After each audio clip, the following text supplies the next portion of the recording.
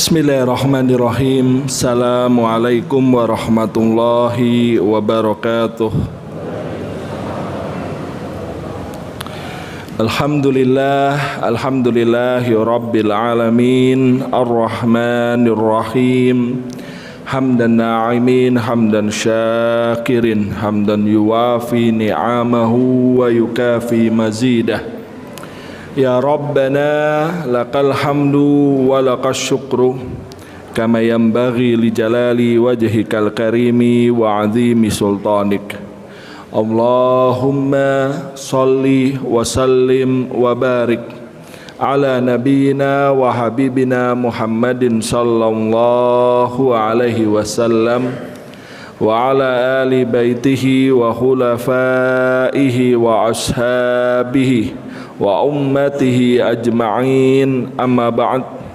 Qala Allah Ta'ala fi Qur'anihil Karim, ya ayyuhalladzina amanu taqullaha wal tanzur nafsum ma qaddamat lighad wattaqullaha innallaha khabirum bima ta'malun. Wa qala Rasulullah sallallahu alaihi wasallam, ittaqillaha haitsuma kunta wa'ad bi sayyi'atal hasanata tamhuha wa khaliqin nasa bi khuluqin hasanin. Jamaah hadirin yang dimuliakan Allah Subhanahu wa taala, alhamdulillah nikmat yang luar biasa yang Allah Subhanahu wa taala berikan kepada kita sampai pagi ini. Allah masih memberikan kepada kita kesehatan pada jasad yang Allah Subhanahu wa taala berikan kesempurnaan, dan Allah menyempurnakan nikmat kesehatan ini dengan nikmat iman. Dengan iman ini kita bisa merasakan nikmatnya berwudu, nikmatnya berangkat ke masjid, nikmatnya berzikir, nikmatnya sholat. Tanpa iman, semua aktivitas itu hanya berakhir sekedar formalitas. Maka sebuah keberuntungan yang luar biasa yang Allah Subhanahu wa taala berikan kepada kita atas nikmat iman itu. Salawat dan salam senantiasa kita haturkan kepada Nabiullah Muhammad sallallahu alaihi wasallam, sosok Rasul yang Allah Subhanahu wa taala utus kepada umat manusia seluruhnya. Rasul yang telah mengajarkan kita keteladanan luar biasa untuk bisa menempatkan semua manusia sama di hadapan Allah dan Rasulnya. Rasul yang telah berhasil menyampaikan agama Islam kepada semua golongan. Rasul yang kemudian mengislamkan banyak sekali sahabat, baik yang berasal dari kulit putih, kulit kuning, kulit hitam sekalipun, semuanya mendapatkan dakwah dari Rasulullah sallallahu alaihi wasallam.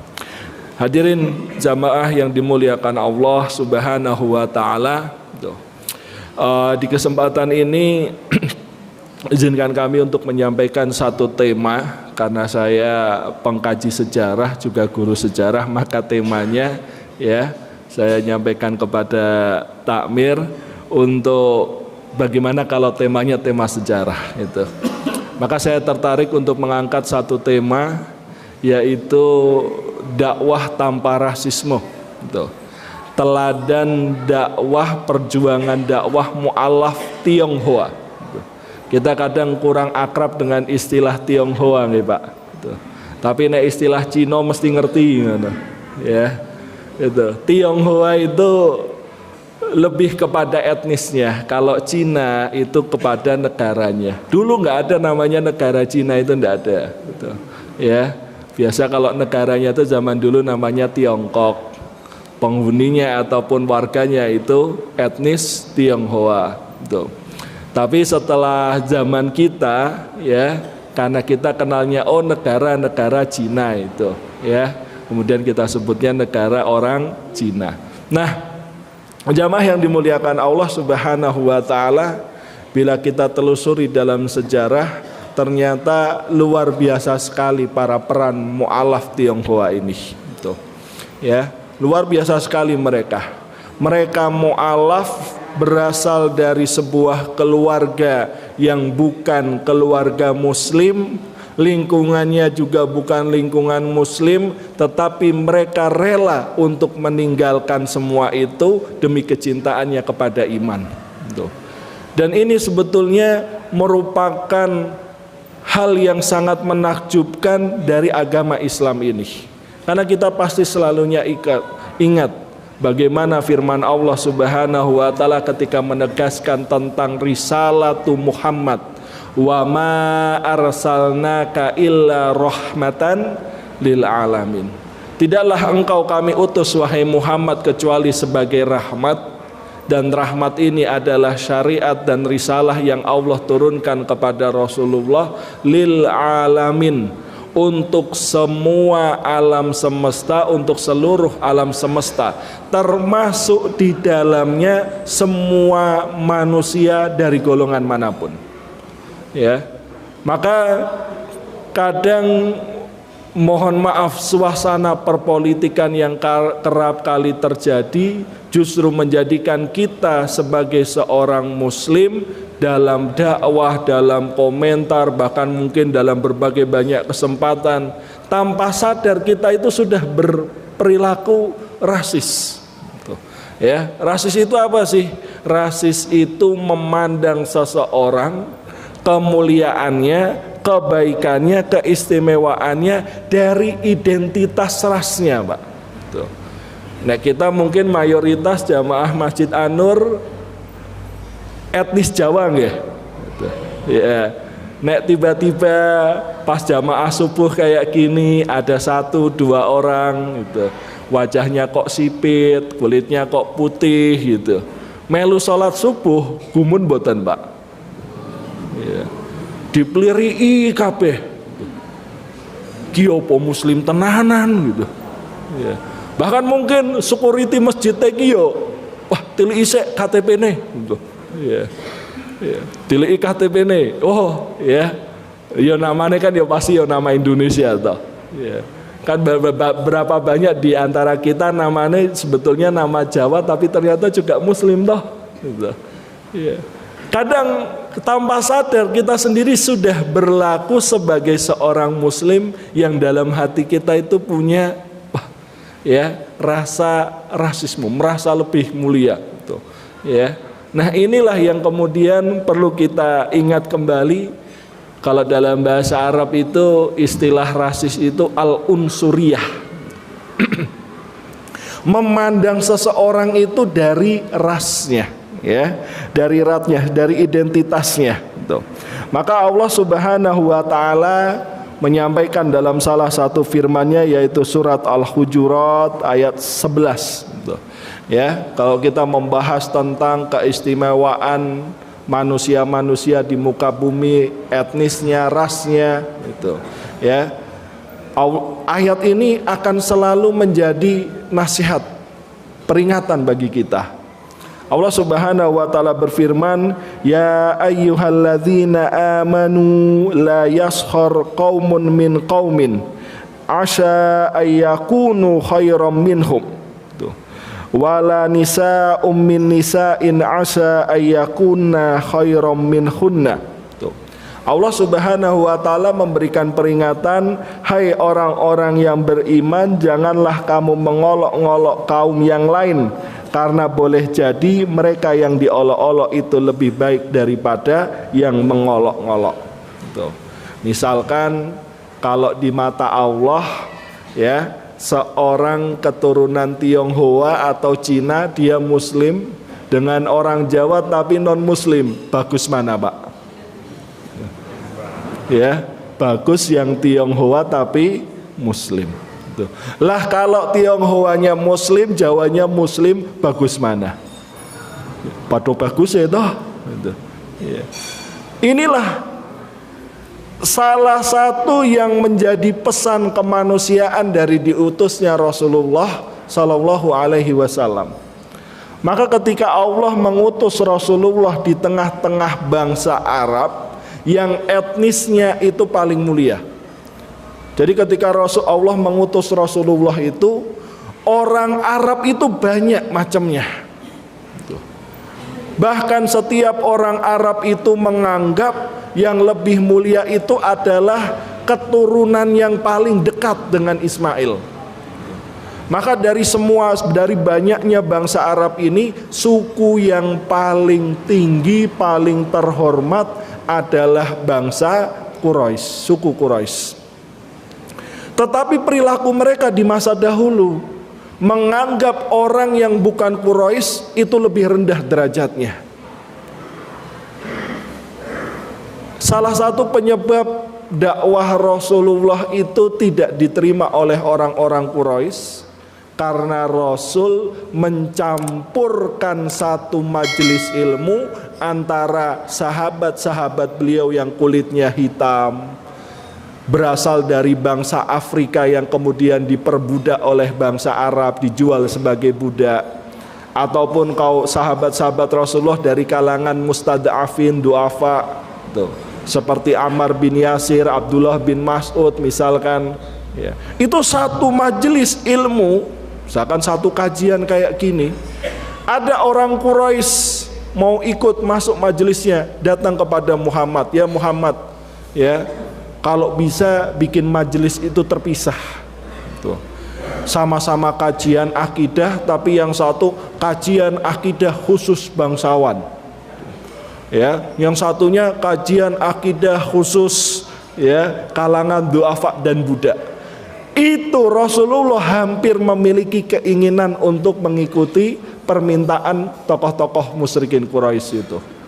Kemudian oleh Allah Subhanahu wa taala ditegur dengan kalimat yang sangat keras, yaitu abasa wa tawallah. Celakalah orang yang bermuka masam. Maka kalau dalam perjalanan dakwahnya Rasulullah kita melihat bagaimana sahabat-sahabat Rasul itu sangat beragam etnisnya. Tuh, ya. Sangat beragam etnisnya. Ada sahabat Bilal berasal dari Afrika, ada sahabat Suhaib bin Sinan berasal dari Romawi, ada sahabat Salman Al-Farisi berasal dari Persia, ada sahabat Abu Musa Al-Asy'ari berasal dari wilayah Yaman, orang pesisir, gitu, orang Hadramaut, gitu. Banyak. Begitu pula istri Rasulullah, gitu. Rasulullah menikahi seorang wanita kebangsaan Mesir, berasal dari suku Kipti, Maryah Al-Kiptiyah, gitu. Rasulullah menikahi seorang wanita berasal dan nasabnya itu langsung bersambung kepada Bani Israel, bersambung kepada Musa dan Harun, ya, yaitu ibunda Sofiyah binti Huyai Al-Akhtab. Ini salah satu pesan yang hendak ditunjukkan oleh Rasulullah Shallallahu Alaihi Wasallam, bahwa kesuksesan dakwah Islam, tersebarnya Islam, kuncinya, salah satu kuncinya terletak pada semangat dakwah para dai yang tidak membeda-bedakan etnis manapun. Maka jamaah yang dimuliakan Allah Subhanahu wa taala, kita menemukan dalam catatan sejarah betapa luar biasanya dakwah di Nusantara ini, di Indonesia ini, juga berangkat dari peran para mu'alaf Tionghoa. Salah satu keturunan Tionghoa yang memiliki semangat dakwah luar biasa, bahkan kemudian membuat satu role model pendidikan khas dari wilayah Nusantara, yaitu pesantren, adalah Sunan Ampel, Pak. Wah, Sunan Ampel orang Cina, gitu. Ya, bukan dari jalur bapaknya. Kalau dari jalur bapaknya, memang Sunan Ampel itu merupakan keturunan Arab, gitu. Ya, nasabnya bersambung. Tapi ingat, di awal-awal penyebaran Islam, Pak, di wilayah Nusantara ini, dai-dai dari Arab ini selain tujuan mereka berdakwah, mereka juga memiliki skill yang diwariskan dari nenek moyangnya, yaitu bangsa Quraisy. Kita ingat dalam firman Allah surat Al-Quraisy, ciri-ciri orang Quraisy itu apa, Pak? Li'ila fi Quraisy. Ila fihim, kebiasaan mereka, karakter bangsa Quraisy itu rihlatasyita'i wassaif. Mereka memiliki kebiasaan melakukan perjalanan dagang selama musim panas maupun musim dingin. Lah karakter pedagang ini menjiwai para dai-dai dari Timur Tengah, dari Arab. Mereka kemudian dakwah, nek bahasa kita kan yang murah di Solo apa, kita kulaan, grosiran, habis itu diecer di masaran misalkan. Sederhananya kan begitu, ya. Harga eceran rempah-rempah di Timur Tengah mahal, sangat mahal, itu barang mewah. Lah kulaane neng dinek rempah-rempah. Mereka kulaan sampai ke wilayah Asia Tenggara. Sampailah beberapa dai pedagang Arab ini di wilayah yang namanya kota Champa. Champa itu kalau sekarang mungkin masuknya Thailand. Ya. Di Thailand itu menikahi seorang wanita, yaitu namanya adalah Putri Champa. Dari situlah kemudian lahir Sunan Ampel. Sunan Ampel kemudian berdakwah di wilayah mana? Jawa. Jadi Sunan Ampel memiliki darah keturunan Cina. Boleh enggak Pak menikahi wanita Cina? Boleh enggak toh? Boleh toh? Yang penting dia muslimah. Gitu. Gitu. Gitu. Yang penting kan dia muslimah. Gitu. Ya. Oh, menikahi wanita Batak boleh enggak Pak? Boleh. Yang penting muslimah itu. Ya. Jadi begitu, ya. Akhirnya melahirkan apa? Sunan Ampel punya anak, ya, yang namanya kemudian Sunan Bonang. Begitu pula kemudian dilanjutkan dengan Sunan Derajat. Itu mereka memiliki darah, gitu. Ya. Kenapa? Karena salah satu bentuk usaha dakwah yang paling tua sejak dahulu adalah pernikahan. Dan dampak dari pernikahan yang paling luas itu adalah pernikahan antar etnis. Tuh. Ya, yang penting pernikahannya sah, rukunnya terpenuhi, syaratnya terpenuhi. Dan salah satu syarat yang paling utama kan kalau kalau seorang dai, misalkan para ulama dahulu laki-laki, mereka menikah kan nggak perlu pakai wali. Yang harus pakai wali siapa? Perempuan ya, ya cukup mahar, ya wanitanya ada wali. Kalau wanitanya itu masih seorang musyrik misalkan, diminta mereka untuk bersyahadat masuk Islam, selesai. Tuh. Anak keturunannya inilah yang kemudian melanjutkan dakwahnya. Maka jamaah hadirin yang dimuliakan Allah Subhanahu wa taala, gitu. Dakwah kepada etnis yang paling tua di wilayah Indonesia ini, ya, etnis Peranakan, kalau bahasa dahulu itu etnis Peranakan, Pak. Itu di semua kota pusat dakwah Islam, kan dakwah tadi masuk ke wilayah Nusantara yang bawa pedagang. Kalau di Pulau Jawa, Jawa Tengah, kota perdagangan diantaranya apa, Pak? Kalau dekat Masaran berarti Solo, okay, ya. Sebelum Solo itu kan ada pusat perdagangan yang di pinggir laut, karena dahulu masuk dakwahnya Islam itu dari jalur perdagangan, berarti kan dari jalur pelayaran, daerah Semarang, Demak, Kudus misalkan. Itu kota-kota perdagangan sampai sekarang. Di mana ada kota perdagangan, dakwah Islamnya pasti tumbuh. Maka kita menemukan masjid tua ada di Semarang, masjid agungnya ya, bukan masjid rayanya itu, ya. Ada tuh, yang di alun-alun Semarang ya, alun-alun tuanya itu ada. Tuh. Kemudian di daerah Demak, kemudian di daerah Kudus, begitu pula di Gresik, begitu pula di Surabaya. Itu. Tumbuh itu komunitas perdagangan, ya. Begitu pula di setiap kota yang menjadi pusat perdagangan pasti ada kampung Cina dan kampung Arab.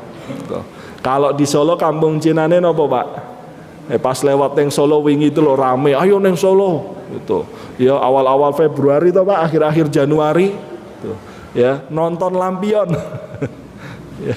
Nggih Pak, lampion. Saniki tahunnya tahun apa Pak? Gitu. Tahun kelinci gitu. Ya. Tahun kelinci mbok sesok tahun apa itu. Ya, tahun ular, tahun singo, tahun semacam-macam lah itu. Sio gitu ya. Di Solo ada kampung Cinanya. Pasar Gede ya, sekitar Pasar Gede itu. Ya, kalau Seragen ada, Pak? Enggak ada, nggih.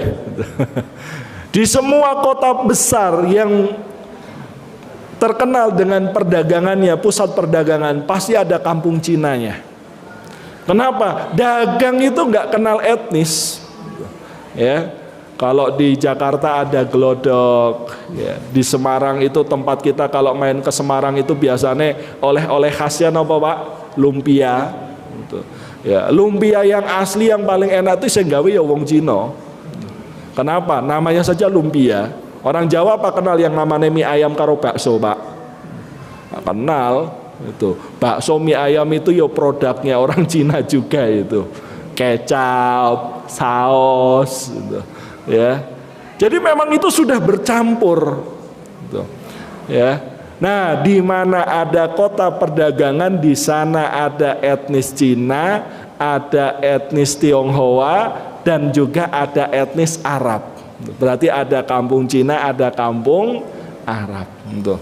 Kalau kampung Arab di Solo itu ya Pasar Kliwon, ya biasanya tidak jauh dari masjid. Nah, jamaah yang dimuliakan Allah Subhanahu wa taala, terjadinya ya rasisme yang demikian kuat. Kita menganggap sebagai saya orang Jawa, jenengan ini juga misalkan etnisnya etnis Jawa, merasa identiknya orang Jawa itu agamanya yo Islam. Jadi ketika melihat, tapi kadang ketika melihat orang yang wah etnisnya kok beda, ya orang Cina, bayangan kita nek kalau kita bayangin orang Cina mesti agamanya nopo Pak? Kristen nggih, gitu. Kadang Protestan, kadang Katolik. Sama. Kalau di Solo itu pusatnya di Jebres Pak, gitu. Ya rumah saya itu ya di Jebres itu. Itu pusatnya gereja di sana, pusatnya sekolah Kristen itu juga di sana, gitu. Tapi sebetulnya agama asli mereka itu ya macam-macam juga sih, gitu. Agama khas mereka itu Konghucu. Gitu. Jenengan kalau ke Pasar Gede, nggak jauh dari bundaran Pasar Gedenya itu ada kelenteng, ya. Kelenteng itu tempat ibadahnya orang Konghucu. Sekarang kan agama yang diakui di Indonesia 6 ya, gitu. Tambah satunya itu Konghucu, gitu. Ya, Konghucu. Nah, jamaah yang dimuliakan Allah Subhanahu wa taala, kita merasa heran. Gitu. Padahal nggak perlu heran, ya. Kok ada orang Cina Muslim? Wah heran. Wah, justru para wali itu ya banyak yang keturunan Cina itu kok seperti Sunan Ampel tadi itu. Inilah ternyata yang kemudian menumbuhkan perhatian besar dari para dai untuk berusaha meluaskan dakwah termasuk kepada etnis-etnis Tionghoa ini. Karena memang ini sejak awal orang pribumi itu mau dipisahkan sama orang-orang, sama VOC, sama Belanda.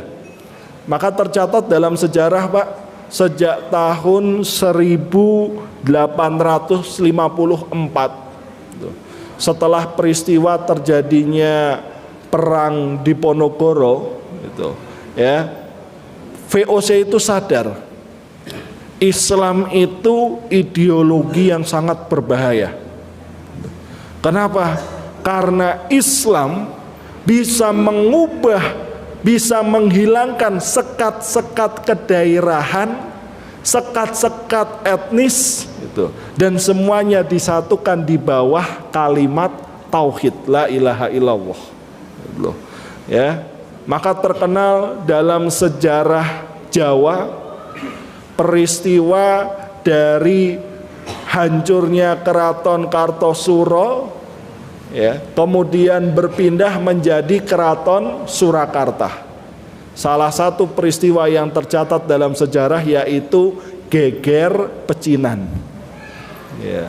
Kenapa disebut Geger Pecinan? Karena ya, pemberontakan yang dipimpin oleh seorang bangsawan keturunan Cina, dikenal dengan nama Sunan Kuning gitu.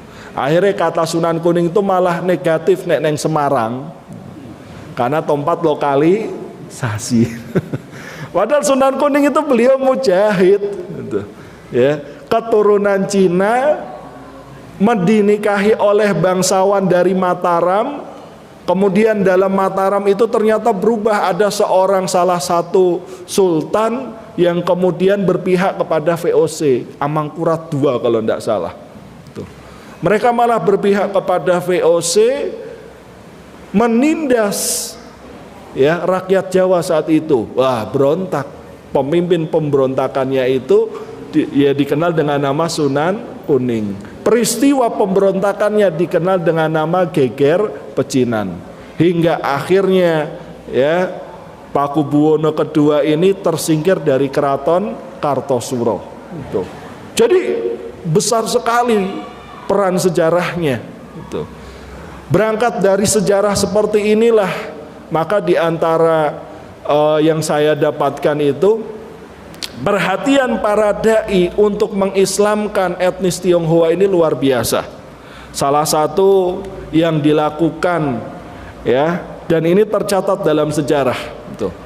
Ya, di Indonesia ini ada, Pak. Kalau ormas kan macam-macam ya. Ada ormas Muhammadiyah, ormas Nahdlatul Ulama misalkan. Ada satu ormas gitu. Ya, ormas ini itu karena apa ya? Budaya rasisme itu tuh masih sangat kental. Akhirnya dibangunlah satu ormas yang namanya Persatuan ya Tionghoa Muslim, ya Tionghoa Indonesia, Tionghoa Islam Indonesia, namanya PITI. Ya, itu. Ya, namanya itu PITI. Gitu. Di balik munculnya organisasi ini ada peran dakwah luar biasa dari sosok pengganti Kiai Haji Ahmad Dahlan. Namanya adalah Kiai Haji Ibrahim, Kiai Ibrahim. Tuh. Ya, saya baca dalam literatur sejarah itu ada hubungan yang sangat erat antara Islamnya beberapa etnis Tionghoa dari usaha dakwah. Ya, salah satunya itu adalah ya tokoh-tokoh Muhammadiyah. Tuh. Maka kita mungkin kalau jenengan ya, ini salah satu faktanya, kalau jenengan pernah main ke Universitas Muhammadiyah Malang ya. Universitas Muhammadiyah Malang itu punya rumah sakit, di dekat rumah sakit itu ada masjid, Pak. Tuh. Uniknya masjid di tengah pusat amal usaha Muhammadiyah, tapi arsitekturnya itu arsitektur Cina. Ya, arsitektur Cina, namanya Masjid Bejo. Gitu. Ya. Namanya Masjid Bejo. Kenapa dinamakan Masjid Bejo? Bejo siapa gitu? Ya, karena memang yang wakaf biaya pembangunannya, ya, itu dari seorang etnis Tionghoa Muslim. Gitu. Ya, etnis Tionghoa Muslim. Ini dakwah yang luar biasa.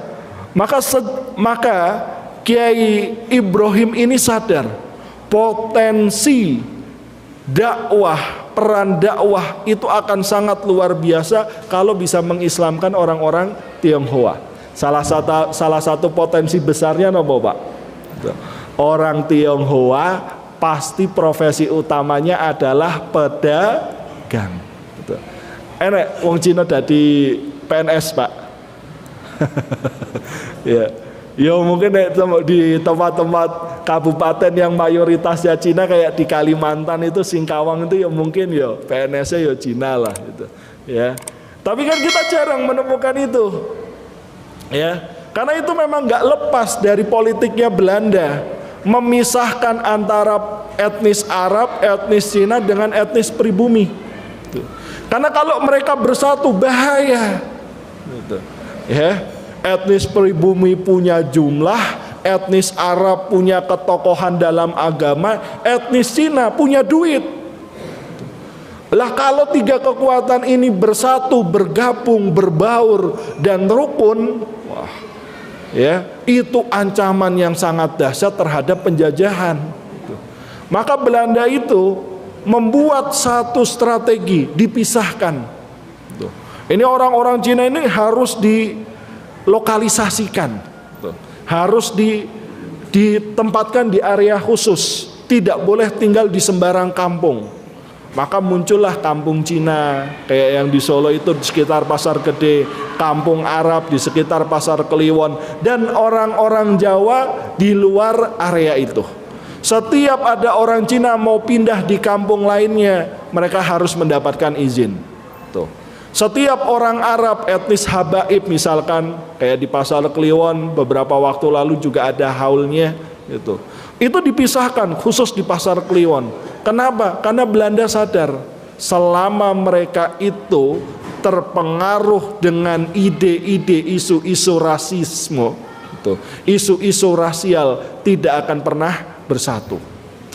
Ya, pakem inilah yang berusaha dirubah. Maka sejak di masa kepemimpinan Kiai Haji Ibrahim, ya, Ketua Muhammadiyah pengganti Kiai Haji Ahmad Dahlan, beliau berusaha untuk memfokuskan salah satu dakwahnya itu kepada etnis Tionghoa. Ternyata berhasil.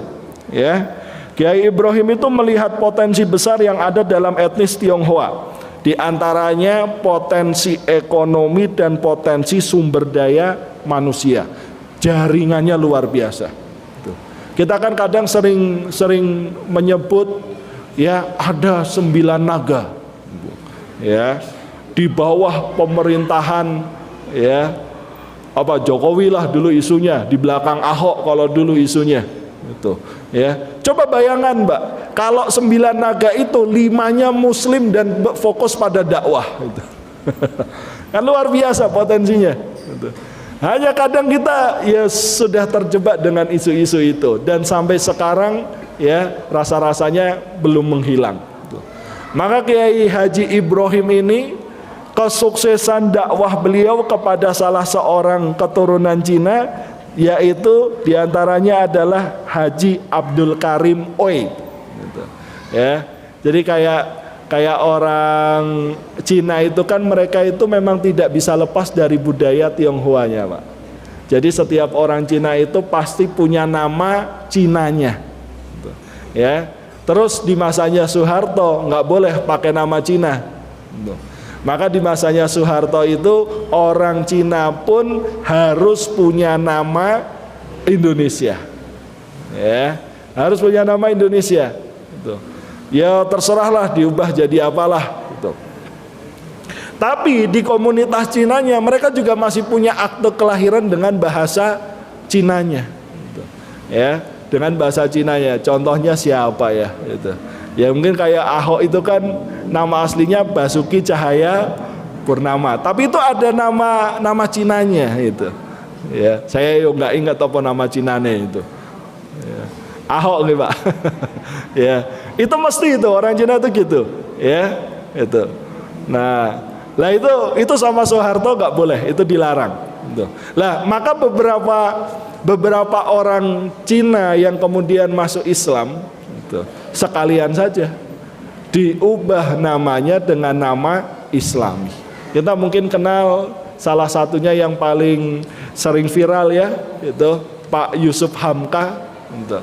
Ya, sering wirawiri juga mungkin di media sosial segala macam itu, TV juga, Yusuf Hamka. Beliau ini mendapatkan dakwah Islamnya, kemudian masuk Islam lewat dakwahnya Buya Hamka. Ya. Dan kenapa kok bisa orang Cina bisa kenal dengan Buya Hamka dan kemudian masuk Islam? Karena dia mulai bergabung dengan organisasi PT, Persatuan ya Islam Tionghoa Indonesia itu ya PITI. Jadi di situ PITI ini yang bangun adalah Haji Abdul Karim Oe. Ya, Haji Abdul Karim Oe ini kalau nama Tionghoanya Pak ya, nama Tionghoanya itu Chong Acin. Ya, sembo piye ngejane ra ngerti lah, pokoknya tulisannya ngono ya. Chong Acin itu. Itu dapat dakwah ya. Pertama kali yang mendakwahinya siapa? Di antara yang pertama kali mendakwahinya itu adalah bapaknya Buya Hamka. Itu ya. Haji Abdul Karim Amrullah itu, bapaknya Buya Hamka itu. Didakwahin terus. Padahal beliau berasal dari mana? Chong Acin ini yang kemudian mengubah namanya jadi Abdul Karim Oe. Tinggalnya itu di Padang, Sumatera Barat. Kenalkan dakwah itu ya, akhirnya mendapatkan hidayah masuk Islam. Jaringan perdagangannya luar biasa. Jadi kadang beratnya mu'alaf itu ketika dia masuk Islam, dia diboikot oleh keluarganya. Tuh.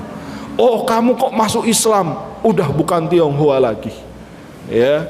Dan memang dalam jadi mu'alaf itu berat Pak, karena kalau dia jadi mu'alaf putus, hukum tidak boleh saling mewarisi ya. Misalkan kayak Ustadz Felix Xiao, bapaknya pedagang tapi bapaknya kafir ya, sementara Felix Xiao-nya sudah muslim.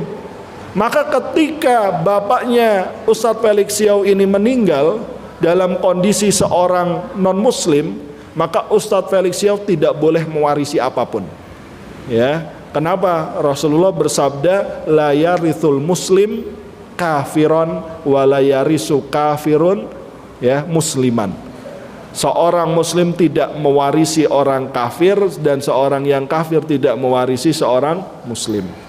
Maka yayasan ini, PITI ini dibentuk untuk memberikan support ya, support kepada orang-orang Tionghoa yang masuk Islam ini. Jadi kalau kita misalkan di Seragen ini, oh ada orang Tionghoa, dia tertarik kepada Islam, mulai mendekat kepada masjid, tapi kadang merasa saya kok aneh sendiri ya gitu. Satu masjid yang sipit cuma saya gitu. Padahal nek subuhnya nek yang sipit akeh Pak, mergo ngantuk gitu ya. Ya. Tapi yang sipit kok cuma saya gitu, aneh gitu ya gitu. Nah itu bisa, mungkin mereka butuh komunitas dakwah, itu bisa diarahkan, dichannelkan ke PITI ini gitu. Itu yang membentuk adalah seorang mu'alaf yang didakwahi oleh ayahnya Buya Hamka. Terus semangat dakwanya, akhirnya bangun PITI, dan kita mengenal semua orang Tionghoa Muslim sampai sekarang mayoritas mereka bergabung di bawah PITI ini ya, sebagai organisasi pertama yang menaungi etnis Tionghoa dalam proses mereka menjadi mu'alaf. Dikasih permodalan, dikasih kesempatan untuk dagang lagi gitu. Karena rata-rata dimusuhin, diboikot dari keluarganya, tidak boleh gabung lagi oleh keluarga, ini berat gitu. Tapi kita yang orang Jawa mau bantu ki yo repot gitu.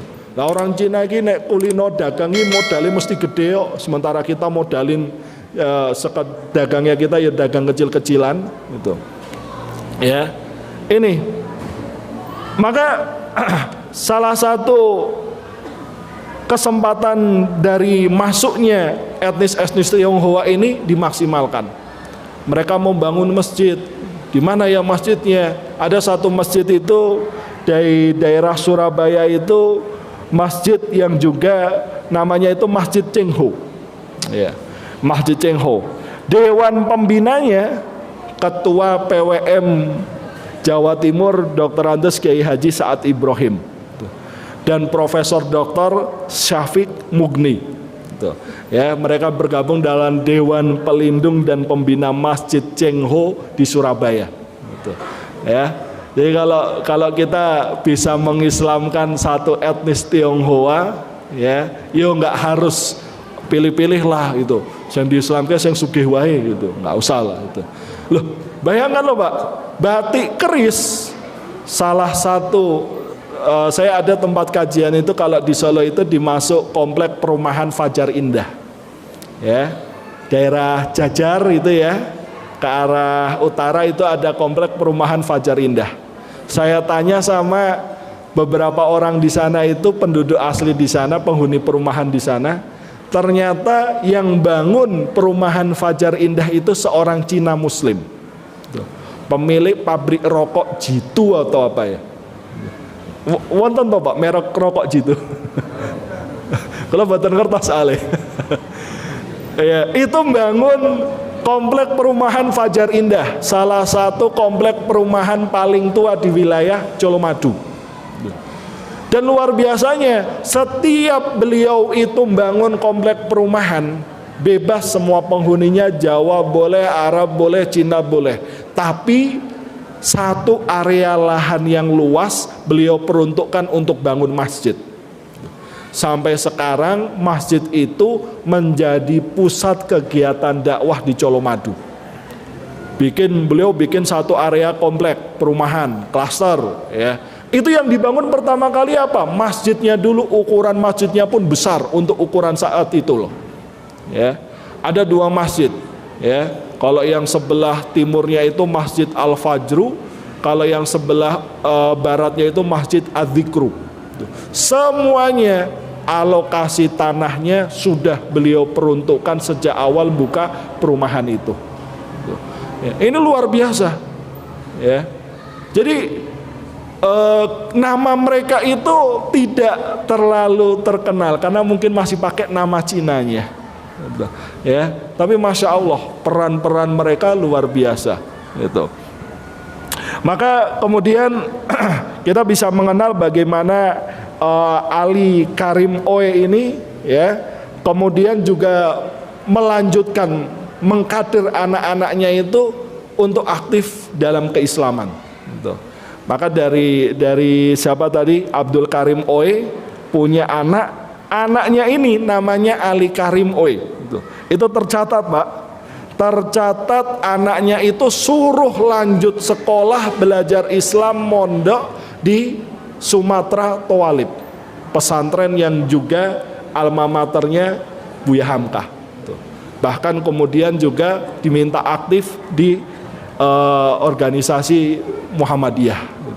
Ini salah satunya, ya. Jadi mudah-mudahan di wilayah Sragen ini dakwah Islam juga sudah mulai masuk kepada etnis Tionghoa. Saya yakin banyak sekali dari mereka itu yang penasaran dengan Islam.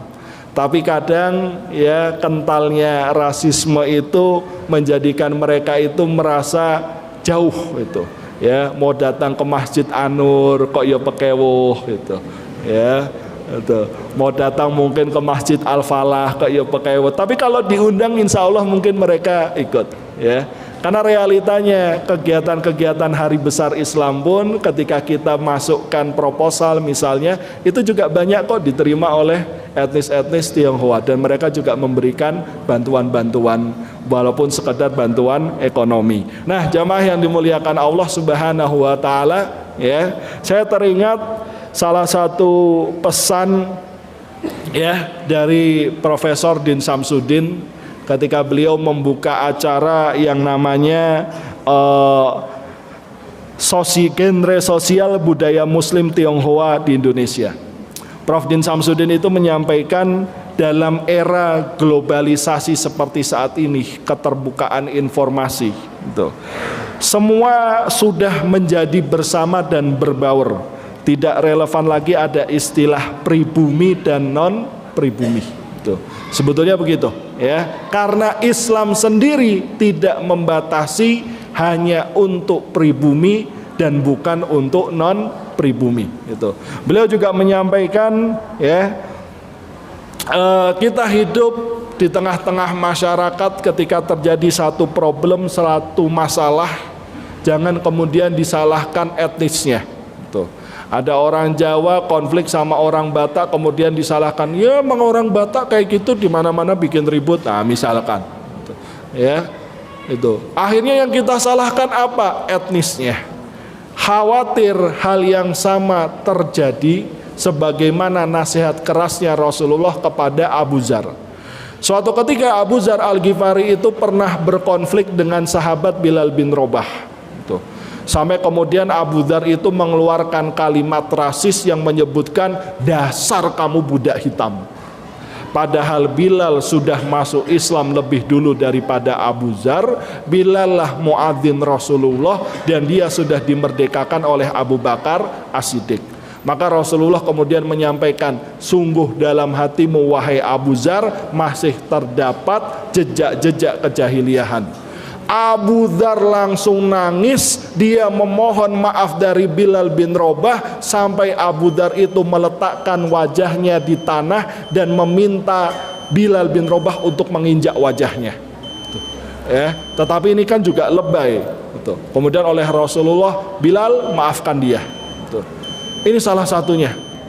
Maka jamaah yang dimuliakan Allah Subhanahu wa taala, karakter kita sebagai seorang muslim, karakter kita sebagai seorang dai yang berperan di tengah masyarakat hendaknya sesuai dengan sabda Rasulullah, wa khaliqin nasa bi khuluqin hasanin.